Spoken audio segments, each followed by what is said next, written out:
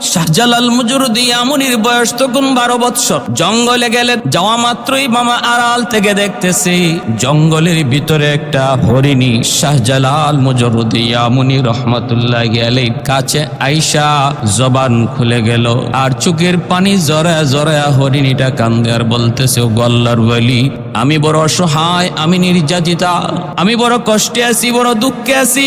আমার 2টা সন্তান, দুধের সন্তান, আমার 2টা দুধের বাচ্চাকে জঙ্গলের একটা বাঘ খেয়ে ফেলেছে। আমি মা, চোখের সামনে সন্তানকে হারানোর দৃশ্য আমি বলতে পারি না, কারণ সন্তানের প্রতি মায়ের কেমন দরদ এটা শুধু মা জানে, আর দুনিয়ার কেউ জানে না রে ভাই। ওই দুঃখিনী হরিণী বলতেছি, হুজুর, আমার দুধের বাচ্চাটাকে একটা বাঘ খেয়ে ফেলেছে, আমি আপনার কাছে বিচার প্রার্থী। কি ছিল আমার বাচ্চাগুলির অপরাধ, কি ছিল আমার বাচ্চাগুলির দোষ? আল্লাহর ওয়ালি শাহজালাল মুজরুদিয়া মুনি রহমাতুল্লাহি আলাইহি তিনি যখন ওই বাঘটাকে তিনি ডাক দিলেন, বাঘটার সাথে সাথে ওনার সামনে হাজির হয়ে গেল, আসামির মতো আল্লাহর ওয়ালির সামনে দাঁড়িয়ে রইল। তারপরে তিনি জিজ্ঞেস করলেন, বিচারের কাঠগড়ায় দাঁড়ায় আছে জঙ্গলের বিশাল বড় রয়্যাল বেঙ্গল টাইগার, আর ছোট্ট বালক শাহজালাল মুজরুদিয়া মুনি তিনি তো আছেন বিচারক। ওই অবস্থায় তিনি বাঘকে জিজ্ঞেস করেন, কেন তুমি তার বাচ্চাগুলিকে খেয়ে ফেলেছ? বাঘ তখন অনুরোধ করে, বাঘ তখন আসামির কায়দায় বলতেছে, উস্তাদজি, আমি বড় ক্ষুধার্ত, আমি চরম ক্ষুধার্ত ছিলাম। ওই অবস্থায় ক্ষুধার জ্বালা সইতে না পেরে আমি তার 2টা বাচ্চা খেয়ে ফেলেছি। আমি বহুত বড় অন্যায় করে ফেলেছি, অপরাধ করে ফেলেছি। আপনি যেমন শাস্তি আমাকে দেন না কেন গো, আমি শাস্তি মেনে নিব। এই কথা বলতেই শাহজালাল মুজরুদিয়া মুনি বাঘটার একটা চর মারলেন, একটা থাপ্পড় মারলেন, আর বাঘটা কিছু দূর যাইয়া তার করে যেভাবে বমি করে ওই রকম বমির মতো করে বাচ্চা 2টারে পেট থেকে ফালায় দিল। আল্লাহর কুদরতে ওই 2 বাচ্চাটা আল্লাহ পাক রব্বুল আলামিন তাদেরকে জীবিত করে দিলেন। দৃশ্যটা দেখলেন দূর থেকে দাঁড়ায়া মামা আহমদ কবির রহমতুল্লাহি আলাইহি তিনি তখনই সেজদায় পড়ে আল্লাহর কাছে শুকরিয়া আদায় করেন আর বললেন, ভাবলেন আমার ভাগনা আল্লাহ রহমতে কামালতির উচ্চ পর্যায়ে পৌঁছে গেছে। ও ভাইরা বন্ধুরা, 12 বছরের বালক শাহজালাল মুজরুদিয়া মুনি আল্লাহ পাক এত বড় কামালতি বুজুর্গি দান করলেন, জঙ্গলের হিংস্র প্রাণীরা পর্যন্ত তারে বিচারক মানে। তারপরেই মামা বলতেছেন, বাবা যাও, ভারতবর্ষে যাও, এই যে মাটি দিয়ে দিলাম, এই মাটি লইয়া যাও। আল্লাহর ওলি রওনা দিয়া দিলেন ভারতবর্ষে। ভাইরা বন্ধুরা, রাস্তায় অল্প অল্প করে কিছু কিছু সাথী ওনার সঙ্গী হলো, আসলেন ভারতের দিল্লি। তখন বহুত বড় একজন বুজুর্গ বসবাস করতেন, নিজামউদ্দিন আউলিয়া, হযরত নিজামউদ্দিন আউলিয়া রহমাতুল্লাহি আলাইহি। অনেক খবর পেয়ে ওনার দরবারে মেহমান ডাকলেন। ইয়ামেন থেকে একজন বুজুর্গ এসেছেন। ভাইরা বন্ধুরা, খাজা নিজামউদ্দিন আউলিয়া রহমাতুল্লাহি আলাইহি মেহমান হিসাবে রাখলেন। মেহমানদারি করতেছেন, কারণ মেহমানদারি করা আমার নবীর সুন্নত। মান আরাদা আন ইয়াবসুদার রিজকা ফালইউকরিম দাইফাহ আও কামা ক্বালা an-নবী আলাইহিস সালাতু ওয়াস সালাম। আল্লাহর নবী বলেন, উম্মতের দল, যদি তুমি রিজিকের মধ্যে প্রশস্ততা চাও, রিজিকের মধ্যে যদি বরকত চাও, যদি তুমি চাও তোমার রিজিক বাড়ক, ব্যবসায় সফলতা চাও, চাকরিতে প্রমোশন চাও, দুনিয়ার কামিয়াবি যদি চাও, তাহলে আমি নবী বললাম মেহমানের কদর করো। মেহমানের কদর যেই ঘরে হয়, এই ঘরের মধ্যে আল্লাহ পাক রিজিকের কোনো অভাব রাখে না, রিজিকের অভাব আল্লাহ রাখে না, রিজিকের প্রশস্ততা বাড়ায় দেয়।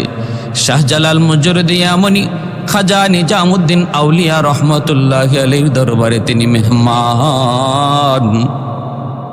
এইবার খাজা নিজামুদ্দিন ওনাকে পরীক্ষা করতে চাইলেন কামালতি আর বুজুর্গে কি পরিমাণ অর্জন হয়েছে, কি পরিমাণ বুজুর্গ, কত বড় বুজুর্গ। পরীক্ষা করার জন্য তিনি রুটির ভিতরে আগুন ঢুকায়া খানা হিসাবে দিয়ে দিলেন।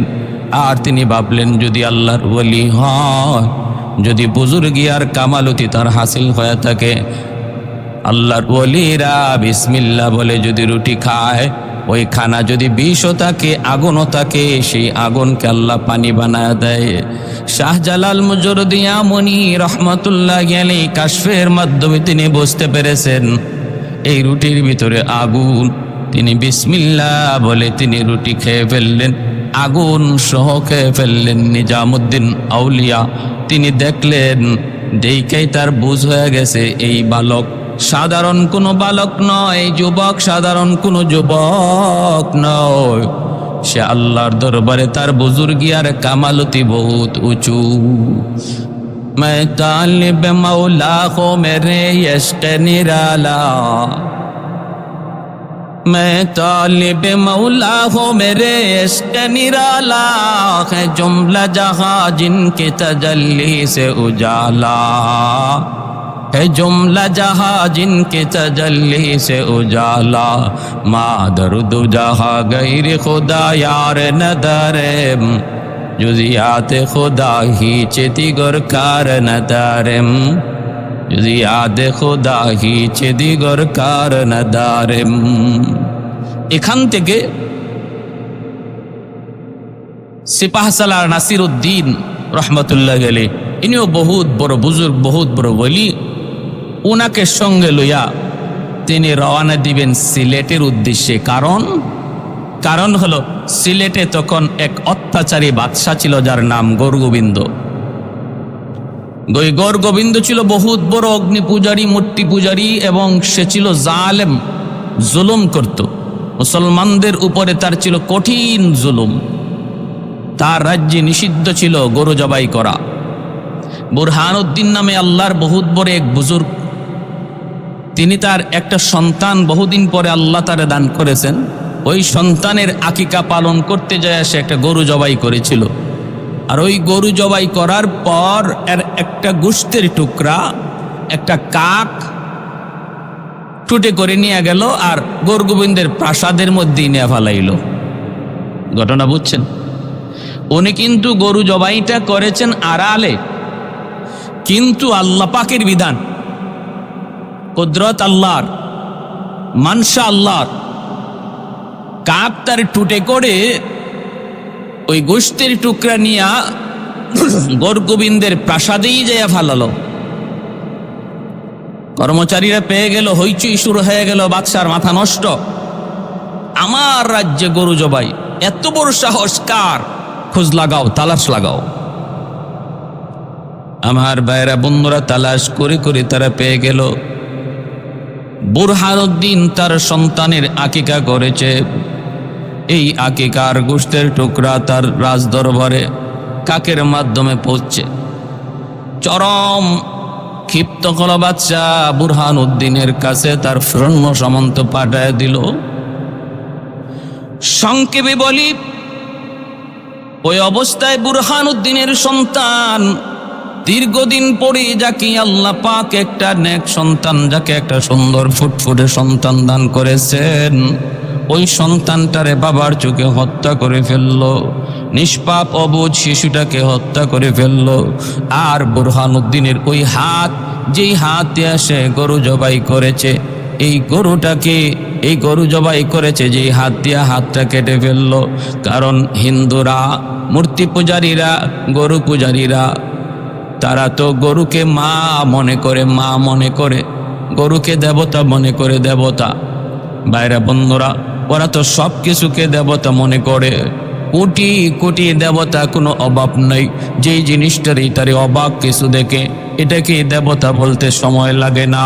বট গাছ যদি হয় 200 বছর, বট গাছকেও ওরা দেবতা মনে করে। বহু হিন্দু আছে এমন যারা বট গাছেরও পূজা করে, গঙ্গা নদীর পূজা করে। এতদিন যাবত এই নদী চলে আসতেছে, অতএব এটাই খোদা, এটাই দেবতা, এরও পূজা করে। গরু গাভী দুধ দেয়, দুধ দেয়, হায় হায় উলান কাটলে পরে দুধ পাওয়া যায় না। তাহলে এই দুধটা আসলো কোথা থেকে? দুধটা আসলো কোথা থেকে? উলান কাটলে কোনো দুধ পাওয়া যায় না।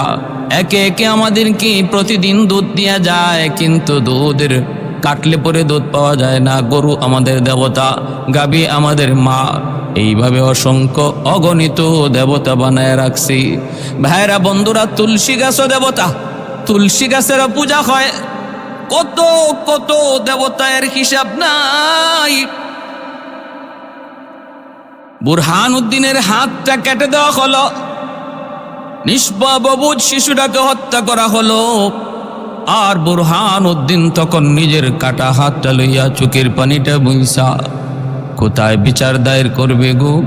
দিল্লিতে চলে আসলো, দিল্লিতে চলে আসলো। দিল্লির বাদশার কাছে অভিযোগ জানালো। বাদশাহ তখন সিদ্ধান্ত নিল ফৌজ পাঠাবে। এই খবর শাহজালাল মুজরদি ইয়ামনি রহমতুল্লাহি আলাইহির কানে পৌঁছলো। ইনি বুরহানুদ্দিনের কাছ থেকে ডিটেল শোনার পর সিদ্ধান্ত নিলেন ইনি অত্যাচারী বাদশাহ গৌরগোবিন্দের বিরুদ্ধে জিহাদ করবেন, তার অত্যাচার তিনি বন্ধ করবেন, জুলুমের তিনি প্রতিবাদ করবেন। কারণ একজন মুমিন কখনো জুলুম চোখ বুজে সইতে পারে না রে। মুমিন জুলুম করেও না, জুলুম সইতেও পারে না, প্রতিবাদ করবে।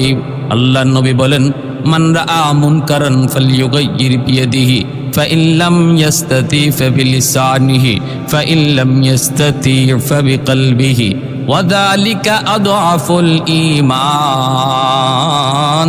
নবী বলেন, যখন অন্যায় দেখো, জুলুম দেখো, তখন তুমি হাত দ্বারা সেটা প্রতিহত করো। যদি তুমি হাত দ্বারা না পারো, জবান দিয়া প্রতিবাদ করো। জবান দিয়েও যদি তুমি না পারো, তাহলে অন্তর দিয়া ঘৃণা করো। নবী বলেন, দালিকা আদআফুল ঈমান, এটা হলো ইমানের সর্বনিম্ন স্তর। আল্লাহর ওয়ালি শাহজালাল মুজরদি ইয়ামনি নাসিরউদ্দিন সিপাহসালারকে সঙ্গে লয়া রাস্তায় ওনার সঙ্গী সাথী হইতে হইতে 360 জন আল্লাহওয়ালাকে একসাথে নিয়ে সিলেটের জমিনের উদ্দেশ্যে তিনি রওনা দিলেন। গৌরগোবিন্দ খবর পেয়ে গেল সুরমা নদী এমন একটা নদী, যেই নদীটা পাড়ি দিয়া সিলেট শহরে ঢুকতে হয়। ওই নদীর যতগুলো নৌকা ছিল, খেয়া ছিল, সব গৌরগোবিন্দ সরায় দিল। গৌরগোবিন্দ সবগুলি সরায় দিল, যেন আল্লাহর বলি তিনি নদী পার হতে না পারেন, প্রাসাদে যেন পৌঁছতে না পারেন। বলুন তো দেখি আপনারা, যদি আল্লাহ চায় তাহলে নৌকা লাগবে নাকি? আল্লাহর কুদরত যেখানে পৌঁছে যায়, মানুষের বিবেক তখন হারিয়ে যায়, চিন্তা ফিকির ধ্যান ধারণা বাস্তবতা তখন বিদায় নেয়। আল্লাহর কুদরত যখন হাজির হয়ে যায়, কাদিরে কুদরত দারি বরকামাল, কাদিরে কুদরত দারি বরকামাল, আনতা রব্বি আনতা হাসবি যুল জালাল, আনতা রব্বি আনতা হাসবি যুল জালাল। আল্লাহর ওলি সুরমা নদীর কিনারায় গেলেন, যাইয়েই তিনি আদেশ দিলেন। এইদিকে নিজামুদ্দিন আউলিয়া রহমতুল্লাহি আলাইহি তিনি যখন ওনার পরীক্ষায় শাহজালাল মুজরদি ইয়ামনি বুজুর্গি আর কারামতির লাইনে পাশ করলেন, তখন তিনি খুশি হইয়া সিলেটের উদ্দেশ্যে পাঠাইলেন। আর ওনাকে হাদিয়া স্বরূপ এক জোড়া ওই জালালি কবুতর হাদিয়া দিয়েছিলেন। সেখান থেকেই জালালি কবুতর শাহজালাল মুজরদি ইয়ামনি রহমতুল্লাহি আলাইহির সাথে সিলেটে আসে। ছাই কালারের নাম তখন জালালি কবুতর ছিল না, ছাই কালারের এক জোড়া কবুতর হাদিয়া দিছেন। আর যেহেতু শাহজালাল রহমতুল্লাহি আলাইহির সাথে সিলেটে এই এক জোড়া কবুতর এসেছে, এজন্য এই কবুতরের নাম হয়ে গেছে জালালি কবুতর। নদীর কিনারায় পৌঁছে দেখেন ব্যবস্থা নাই, নদী পার হবেন কেমন করে, ব্যবস্থা নাই। আল্লাহর ওলি আল্লাহর কাছে সাহায্য চাইলেন, মালিক কিভাবে পার হব জানি না, ব্যবস্থা তোমার, আমার চেষ্টা, আমার ইরাদা। আয় আল্লাহ, নদী পার হতে চাই, কেমন করে পার করবা জানি না মাওলা।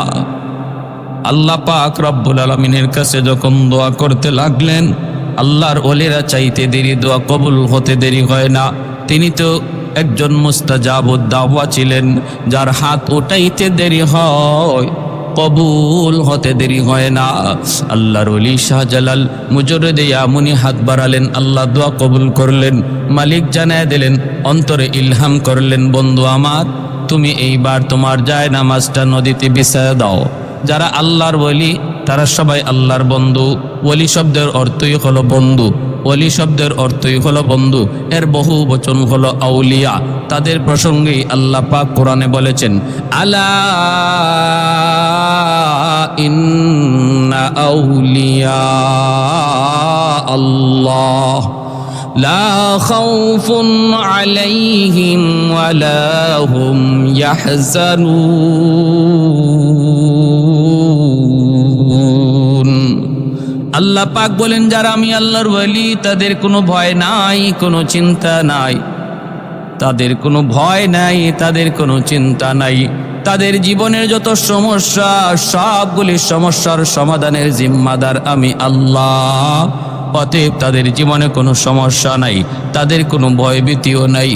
যত ভয় সব কিছুর জিম্মাদারও আমি আল্লাহ। যদি তুমি ওলি হতে পারো, যদি তুমি ওলি হতে পারো, লা খাউফুন আলাইহিম ওয়ালা হুম ইয়াহজানুন। কারা আল্লাহর ওলি? পরের আয়াতে আল্লাহ বলেন, আল্লাযীনা আমানু।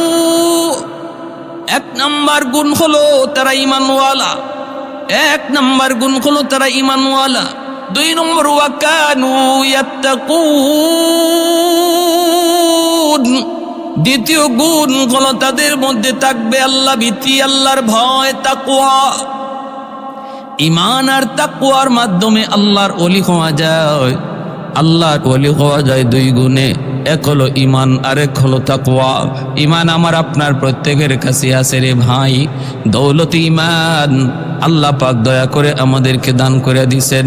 এখন শুধু প্রয়োজন দ্বিতীয় গুণ। দ্বিতীয় গুণ হলো তাকওয়া, আল্লাহর ভয়। আল্লাহর ভয় যার অন্তরে যেই পরিমাণ থাকবে সে আল্লাহর তত বড় বলি। যার অন্তরে আল্লাহর ভয় যেই পরিমাণ থাকবে সে আল্লাহর তত বড় বলি। কার অন্তরে আল্লাহর ভয় কেমনে বোঝা যায়? যেই মানুষটা নিজেকে গুনাহ থেকে যত বেশি বাঁচায়, বোঝা গেল তার অন্তরে আল্লাহর ভয় তত বেশি। তাহলে কি রেজাল্ট, ফলাফল কি?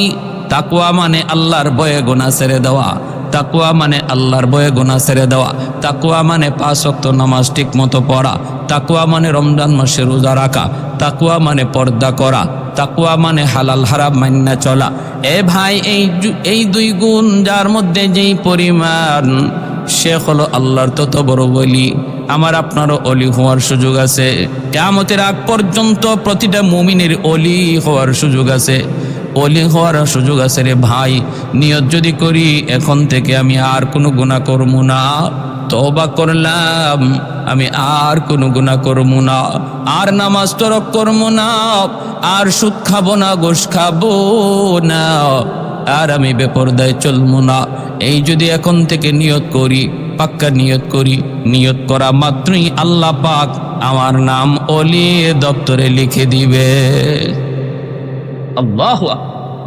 मैं तालिब मौला को मेरे यश्क निराला, मैं तालिब मौला को मेरे यश्क निराला, है जुमला जहां जिनके तजल्ली से उजाला।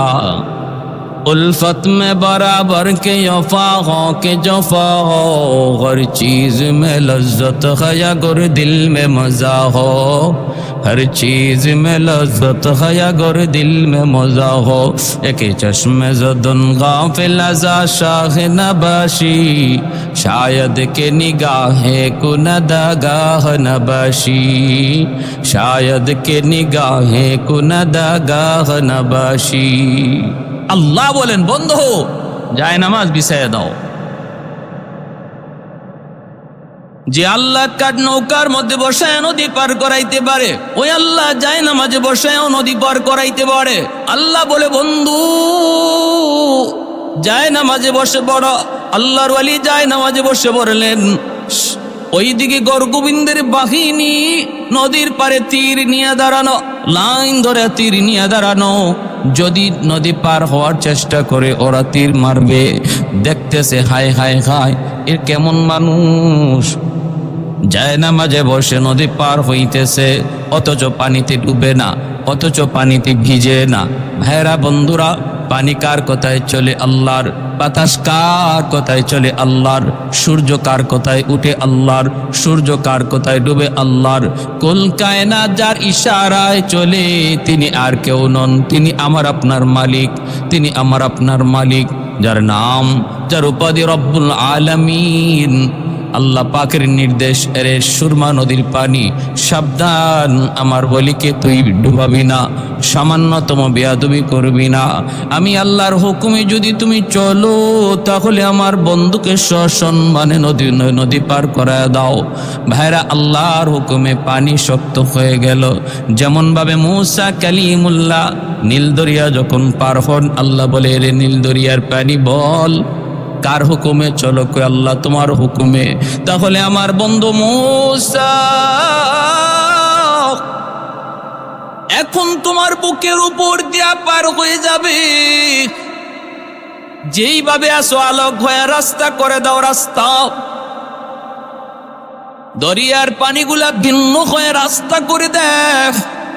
পানি জমাট বেঁধে গেল, মাঝখান দিয়া একটা দুইটা নয় 12টা রাস্তা হয়ে গেল।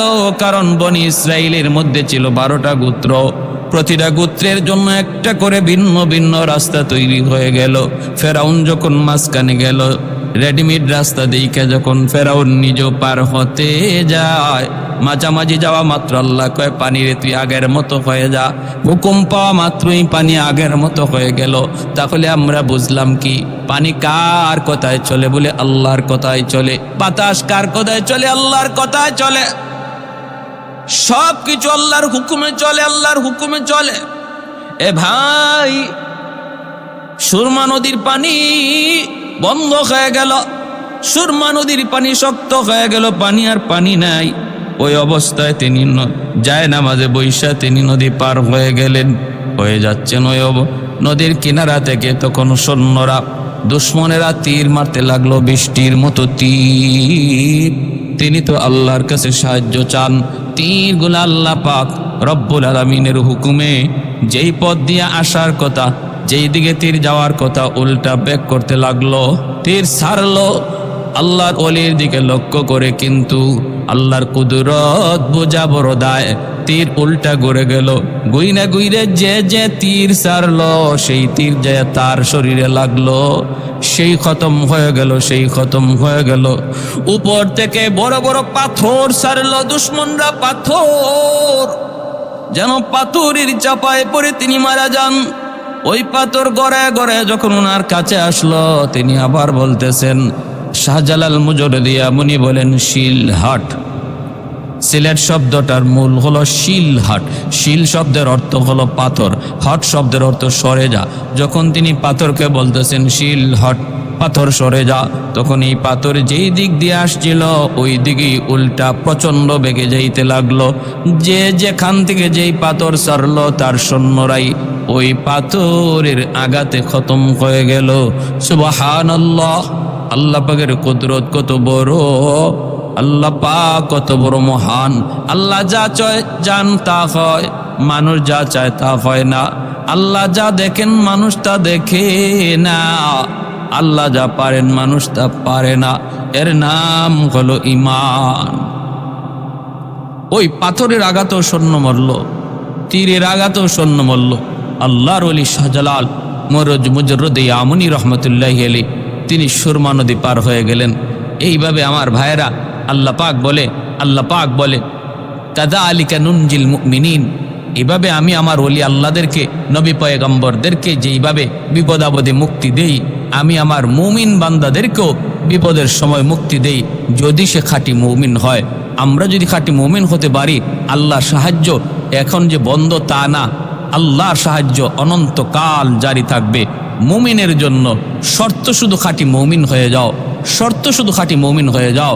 হাতে থাকবে আমার দুনিয়ার কাজ, দিলে থাকবেন আল্লাহ, হাতে থাকবে দুনিয়ার ব্যস্ততা। দাও যায় না মাঝে বসে জুন্নুন মিসরি তিনি নদী পার হয়ে গেলেন। বিচ্ছুর পিছনে পিছনে দৌড়তেছেন। হঠাৎ করে তাকায় দেখেন হাওরের মধ্যখানে একটা গাছ, গাছের নিচে একটা যুবক আরামে ঘুমাইতেছে। ওই যুবকের মাথার পাশে একটা বিষাক্ত সাপ ফনা ধরে আছে। যে কোনো মুহূর্তে বিষাক্ত সাপের দংশন। আল্লাহর ওয়ালি ভয় পেয়ে গেলেন, সাপে দংশন করবে। তিনি দেখতেছেন ওই বিষাক্ত সাপ, যেই সাপ যুবককে দংশন করবে। বিচ্ছুটা যাই আর দেরি করলো না, বিচ্ছুটা যাইয়েই লাফ দিয়ে সাপের মাথায় বসে গেল। বৈশাই সাপটা এমন ভাবে কামড় দিল, সাথে সাথে সাপটা জায়গার মধ্যে ছটফট করে করে মরে গেল। আল্লাহর ওলি তখন যুবককে ডাক দিয়ে উঠাইলেন, রে যুবক একটু বলো না এ যুবক কি কাণ্ড ঘটেছে, মাথার পাশে একটু তাকে দেখো। যুবক দেখতেছে একটা বিশাল বড় সাপ, বিষাক্ত সাপ মরে আছে। ঘটনা কি? কয় ঘটনা হলো এমন, আল্লাহ পাক তোমাকে তো তার কুদরতে বাঁচায় নিছেন। কিন্তু আমি জানতে চাই রে যুবক, কি তোমার নেকামল, কি নেকামল, কোন নেকামলের উসিলায় আল্লাহ পাক তোমাকে সাপের দংশন থেকে বাঁচানোর জন্য নদীর ওই পার থেকে বিচ্ছু পাঠালেন, আর ওই বিচ্ছুটা ঈশা তোমাকে বাঁচায় নিল। এ যুবক কি ছিল তোমার নেকামল? যখন এইভাবে আল্লাহর ওলি জানতে চাইলেন, যুবক চোখের পানি জরে কান্দে আর বলতেছে, ও আল্লাহর ওলি, আমার কোনো ব্যক্তিগত নিজস্ব অথবা অতিরিক্ত কোনো নেক আমল মনে পড়ে না। আমি যে একজন বুজুর্গ, আমি যে একজন আল্লাহওয়ালা তাও আমি জানি না। আল্লাহ আল্লাহর কোনো কারামত, কোনো বুজুর্গই ও আমার কাছে নেই।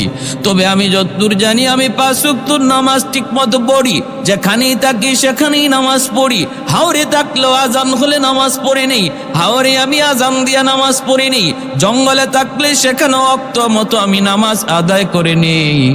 সকল ব্যস্ততার ভিতরে আমি আল্লাহর হুকুমকে ভুলি না।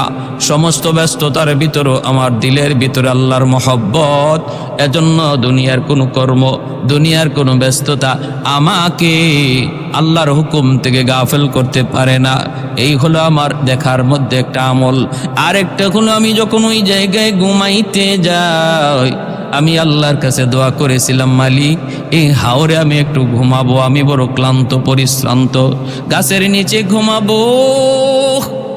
কিন্তু কেমন করে ঘুমাই? আমার তো কোনো আপনজন আত্মীয় স্বজন কেউ নাই।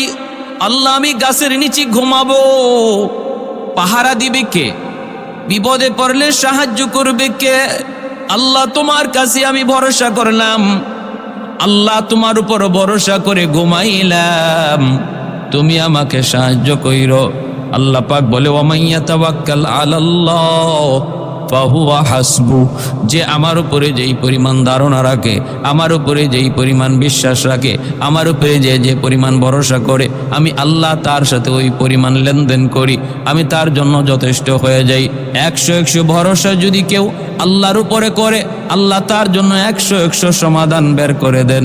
আল্লাহ পাক তার 100 জিম্মাদার হয়ে যান। কেউ যদি 50 ভাগ ভরসা করে, আল্লাহ 50 ভাগ তার জিম্মাদার হয়ে যান। এজন্য ভাইরা বন্ধুরা, ভরসা করব কার উপর? আল্লাহর উপর। তাওয়াক্কুল করব কার উপর?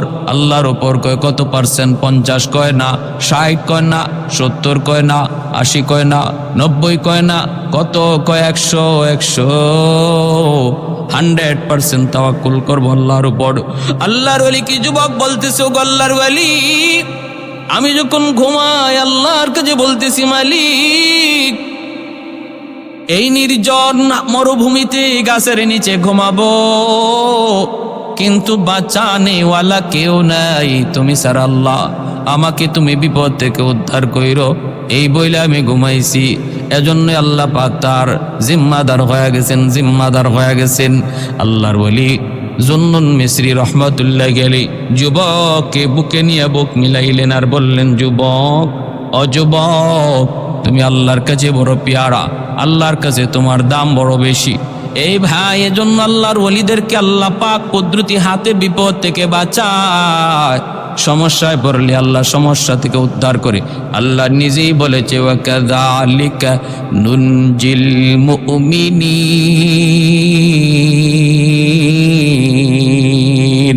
মুমিনদেরকে আমি আল্লাহ এইভাবে উদ্ধার করি। শাহজালাল মুজরদি আমনিকে আল্লাহ পাক সুরমা নদী পার করায় দিলেন, যায় নামাজে বসা। এইবার গৌরগোবিন্দের প্রাসাদ, গৌরগোবিন্দ আত্মগোপন করলো, বাঁচার জন্য আত্মগোপন করলো। ভাইরা বন্ধুরা, নাসিরউদ্দিন সিপাহসালাহ রহমতুল্লাহি আলাইহি তিনি আজান দিলেন। আজান দেওয়া মাত্রই দেখা যায় গৌরগোবিন্দের প্রাসাদগুলি আজানের আওয়াজে একে একে ধসে পড়লো। গৌরগোবিন্দ পলায়ন করলো, সৈন্য সামন্ত খতম হয়ে গেল।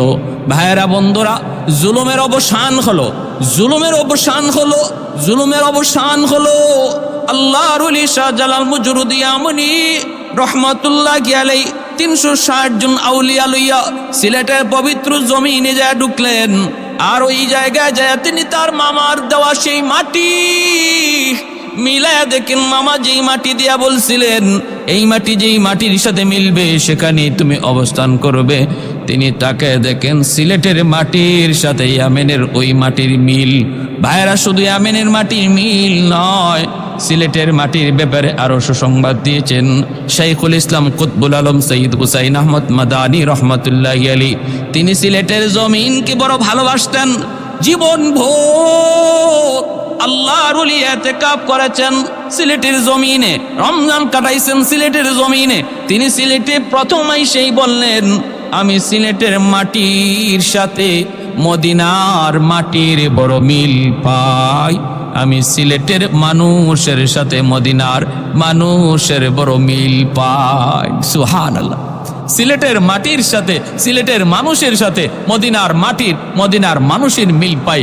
উক্তিকার কুতবুল আলম সৈয়দ হুসাইন আহমদ মাদানী রহমতুল্লাহি আলাইহি।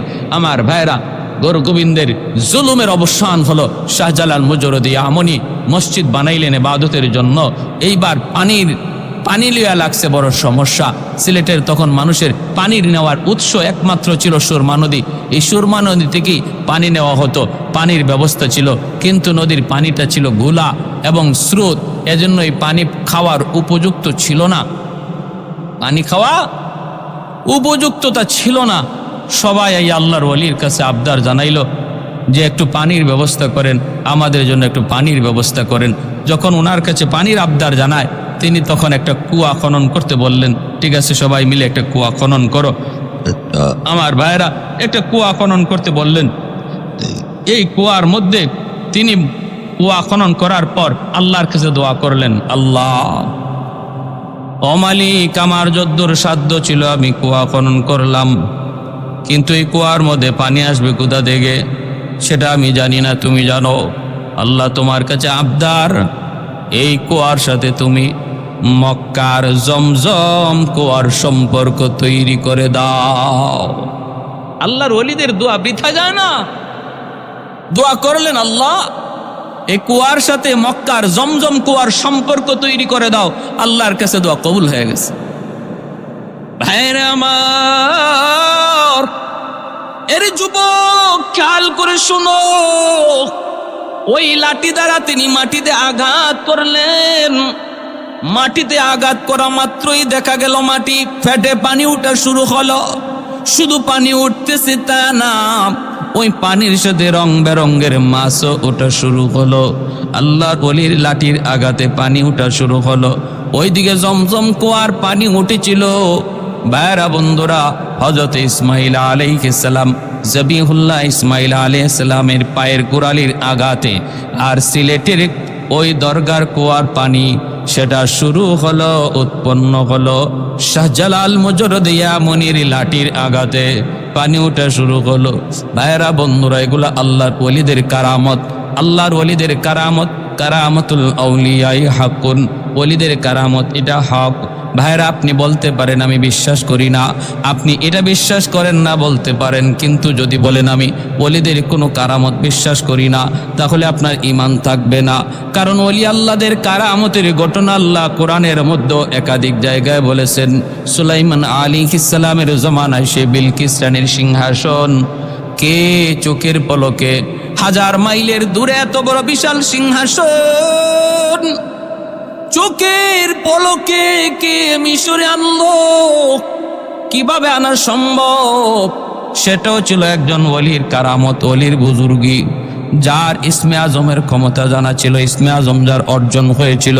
এজন্য ভাইরা বন্ধুরা, ওলিদের কারামত এগুলো হক সত্য, এর ভিতরে কোনো সন্দেহ নেই। আপনি নির্দিষ্ট করে কোনো কারামত যদি বলেন এটা আমার সন্দেহ হয়, এর কোনো নির্ভরযোগ্য তথ্য পাই না, সেটা ভিন্ন কথা। কিন্তু যদি বলেন এগুলা হতেই পারে না, এগুলা অসম্ভব, তাহলে ঈমান থাকবে না। কারণ ওলিদের কারামত ওলিদের নিজস্ব কোনো ক্ষমতা নয়, নবীদের মুজিজা তাদের নিজস্ব কোনো ক্ষমতা নয়। ওলিদের কারামত, নবীদের মুজিজা সম্পূর্ণটা আল্লাহর ইশারায়, আল্লাহ করান। অতএব বলুন তো দেখি, আল্লাহ যদি চান, আল্লাহ যদি করান, তাহলে সম্ভব কিনা? অবশ্যই সম্ভব। যদি বলেন সম্ভব না, তাহলে ঈমান থাকবে না। লাঠির আঘাত দেওয়া মাত্রই পানি বের হলো, আর এর আগে দোয়া করে নিলেন, আল্লাহ তুমি জমজম কুয়ার সম্পর্ক, আল্লাহ তুমি মক্কার জমজমের সাথে করে দিও। ও ভাইরা বন্ধুরা, পানি আজও উঠলো, সে তখনও উঠলো, আজও আছে, এবং বিভিন্ন রঙের মাছও আছে। এ ভাই, এ কুয়ার সাথে জমজম কুয়ার সম্পর্ক কেমনে তৈরি হলো রে ভাই? একটু মনোযোগ দিয়ে শুনুন। আল্লাহর ওলির দোয়া এবার প্রমাণিত হওয়া তো লাগবে। কেমনে প্রমাণিত হবে? একটা ঘটনা ভালো করে খেয়াল করুন। ঘটনাটা হলো সিলেট জেলার ভাইরা বন্ধুরা, চান্দাইনটিলা গ্রামের দুইজন মানুষ তখনকার সময়ে হজে যাওয়ার জন্য ইরাদা করলো। এক হলো আবু মানসুর, আর একজন হলো আব্দুল ওয়াহাব। আবু মানসুর, আব্দুল ওয়াহাব নামে দুই ব্যক্তি হজের উদ্দেশ্যে রওনা দিল। থলে ভরা তাদের স্বর্ণ মুদ্রা। তখনকার সময়ে কোনো টাকা পয়সার লেনদেন ছিল না, স্বর্ণ মুদ্রার মাধ্যমে লেনদেন হতো। ওই স্বর্ণ মুদ্রা লইয়া তারা গেলেন হজের উদ্দেশ্যে। মাসকে মাস পায়ে হেঁটে এরকমভাবে তখন হজে যাওয়া লাগতো। তারা দীর্ঘদিন সফর করে হজে গেলেন। হজে গিয়া হজের কাজ সমাপ্ত করলেন। সমাপ্ত করার পর দেখেন তাদের স্বর্ণ মুদ্রা এখনো কিছু অবশিষ্ট রয়ে গেছে। এই স্বর্ণ মুদ্রা লইয়া তারা বাড়িতে কেমন করে যাবেন? যদি রাস্তাঘাটে কত ডাকাতের ভয়, কত লুটতরাজের ভয়, যে কোনো জায়গায় ডাকাতি হয়ে যেতে পারে।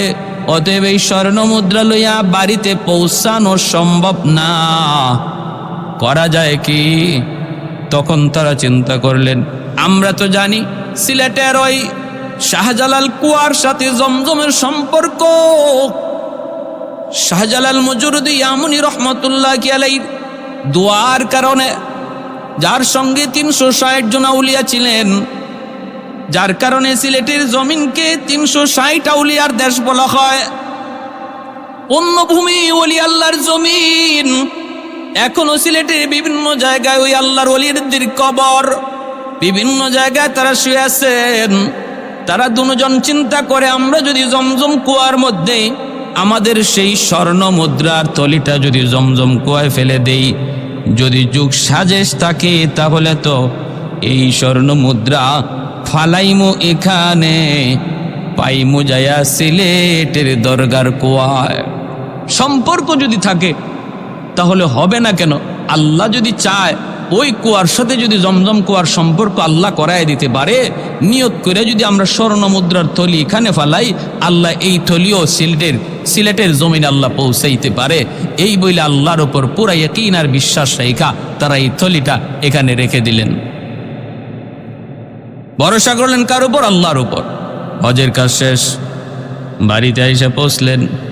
বাড়িতে পৌঁছার পর তারা গেলেন ওই কুয়ার কাছে, খবর নিলেন, খাদেমকে জিজ্ঞেস করলেন কুয়া পরিষ্কার করে। যে খাদেম বলতেছে, হ্যাঁ আমি তো কুয়া পরিষ্কার করার সময় আমার পায়ে একটা তলি লাগলো, আমি ওই তলিটা উঠাইলাম, উঠাইয়া দেখলাম এর ভিতরে অনেকগুলা স্বর্ণ মুদ্রা, আর এই তলিতে আমি একটা কৌটার মধ্যে একটা কাগজও পেয়েছি, যে কাগজের মধ্যে দুইজন মানুষের নাম, একজন হলো আবু মনসুর, আরেকজন আব্দুল ওয়াহাব। ঠিকানা হলো চান্দাইনটিলা। এই হলো ঠিকানা। আপনারা কারা? বলে আমরা সেই দুই মানুষ যারা হজে গিয়েছিলাম। স্বর্ণ মুদ্রা কেমন করে দেশে পৌঁছাবো? ডাকাতের ভয়ে আমরা জমজম কুয়ার মধ্যেই তোলাটা এই থলিটা ফালাই দিলাম। আল্লাহ পাক ওই থলিটাকে জমজমের সাথে কুয়া, শাহজালাল রহমতুল্লাহি আলাইহির কুয়ার দরগার কুয়ার মিল আছে বিদায় আল্লাহ পাক পৌঁছে দিছেন। বাবা আমাদের স্বর্ণগুলা দাও। খাদেম তখন সেই স্বর্ণ মুদ্রাগুলা উনাদের হাতে পৌঁছে দিল। আহাদুন লাইসা কামিসলি সামাদুন লাইসা কাফাদলি লিমানিল মুলকু তুগু ই তু সাজাওয়ার খুদাই, তু খুদাওয়ান্দে ইয়ামিনি তু খুদাওয়ান্দে ইয়াসারি, তু খুদাওয়ান্দে জমিনি তু খুদাওয়ান্দে সামাই, তু রহিমি তু করিমি তু সামিঈ তু বসিরি, তু মুইজ্জি তু মুযিল্লি তু মালিকিল আরশি বজাই। বরি আজ খুরদন ও খুফতন, বরি আজ তহমতে মর্দন, বরি আজ বিমু উমিদি, বরি আজ রঞ্জ বালাই।